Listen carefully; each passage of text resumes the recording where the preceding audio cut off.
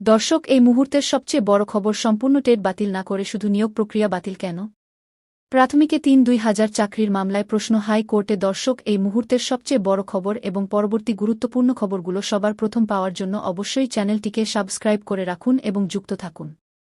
২০১৪ সালের টেট বাতিল না করে কেন শুধু ২০১৬ সালের নিয়োগ প্রক্রিয়া বাতিল করা হল? প্রাথমিকে ৩-২ হাজার চাকরি বাতিলের মামলায় সেই প্রশ্ন উঠল কলকাতা হাইকোর্টে। প্রশ্ন তুললেন চাকরিহারাদের আইনজীবী অনিন্দ মিত্র। তার বক্তব্য, ২০১৬ সালের যে নিয়োগ প্রক্রিয়া বাতিল করা হয়েছে তাতে দুর্নীতির কোনো অভিযোগই নেই। মামলাকারীরাও তেমন অভিযোগ করেননি।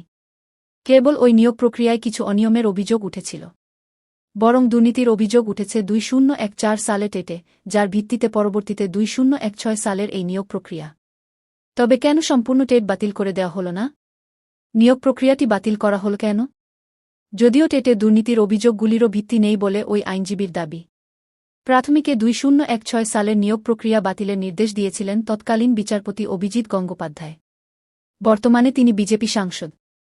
তার সিঙ্গল বেঞ্চের নির্দেশকে চ্যালেঞ্জ জানিয়ে হাইকোর্টের ডিভিশন বেঞ্চে মামলা চলছে। বৃহস্পতিবারও সেই সংক্রান্ত শুনানি ছিল বিচারপতি তপব্রত চক্রবর্তী এবং বিচারপতি লেতব্রত কুমার মিত্রের বেঞ্চে।